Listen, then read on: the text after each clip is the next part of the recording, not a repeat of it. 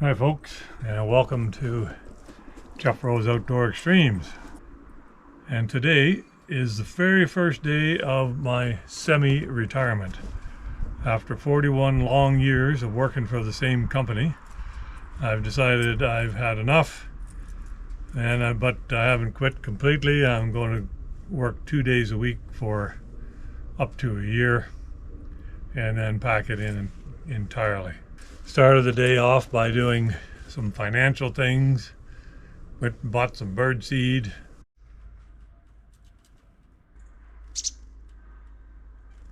And what I'm about to do is get one row of wood in here. That'll be about 2 face cords. So this is 8 feet wide by 8 feet high. And my plan is to use the little trailer here and the quad. And I want to get some of this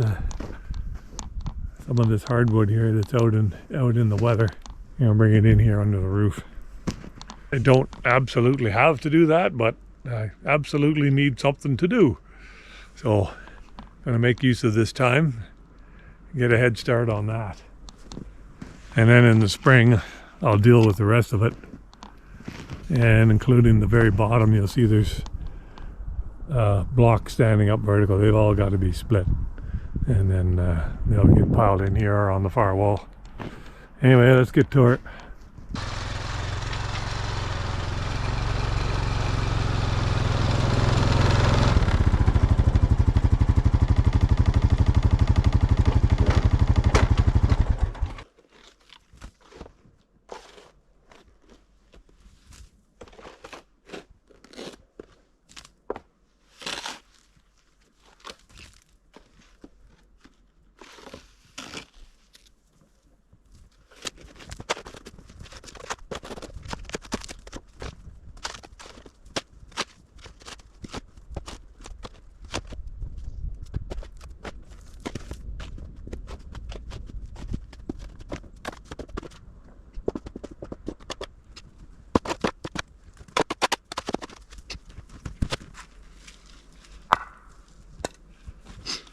Yeah, there's a bit of snow, but between now and next fall, that'll all be gone.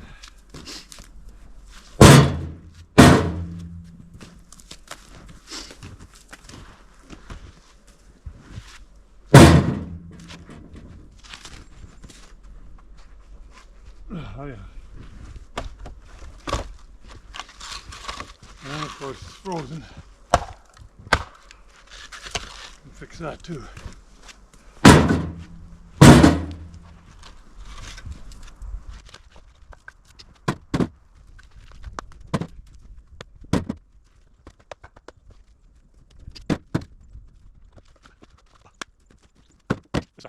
This whole pile of wood was an experiment. It's called a Holz Hausen, which is German for wood stack or wood house. It holds a lot of wood, but most inefficient way to pile wood that was ever invented. Walking around in a circle to pile wood makes absolutely no sense. I will never ever build one of these again. Got a helicopter in the background. And when I say it is an inefficient way to pile wood, I mean to pile wood. Going around in a circle and piling it is inefficient. It is an efficient use of space, but it's not an efficient way to pile wood.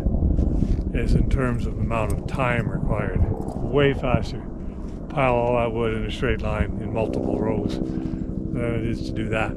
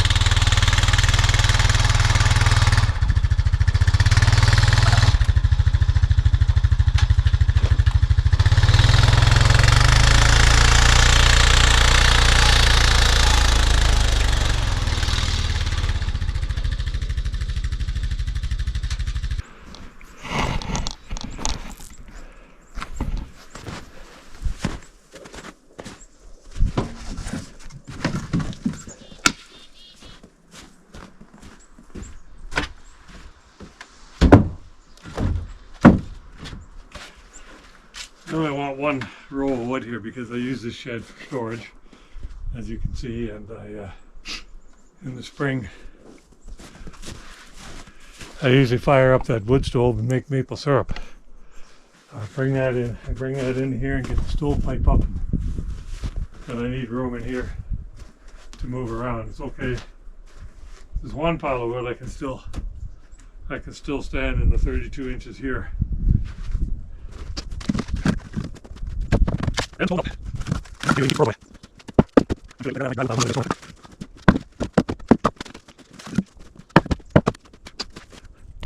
Oh, this little 2 foot by 4 foot trailer doesn't do too bad. Got a one row of wood there, about 15 or 18 inches high. So we had about this much. So that was one load, 2 loads, 3 loads, 4 loads, 5 loads. 5 or 6 loads should fill that wall. I doubt I'll get that done today, but we'll get another couple of loads before I quit. Well, I drove through there once.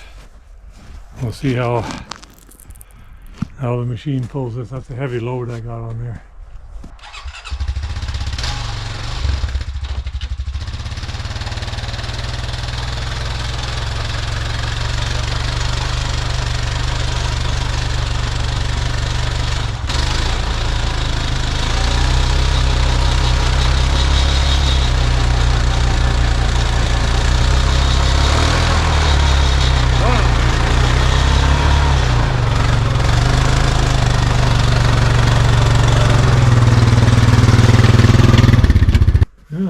Spinning the tires all the way.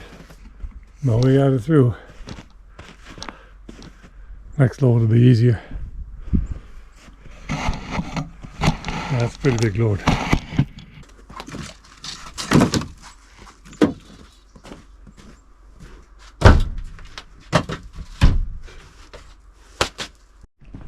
Well, up to about where I thought it would be.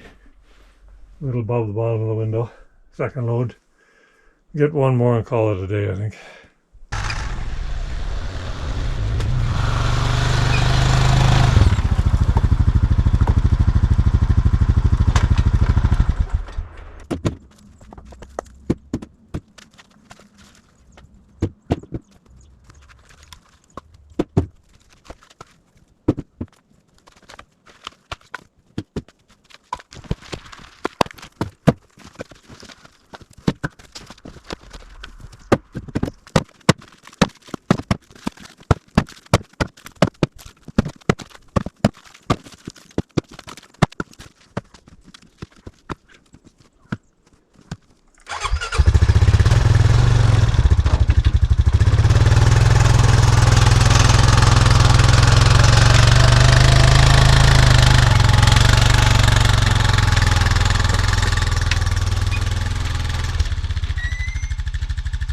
Taking quite a dent out of it. I'm going to just leave it like that. I don't care if it covers the snow again. Spring it gets rained on. It won't be here too long. By the end of April, this stuff will be it'll all be in a shed somewhere. Now let's get this last load piled and call it a day.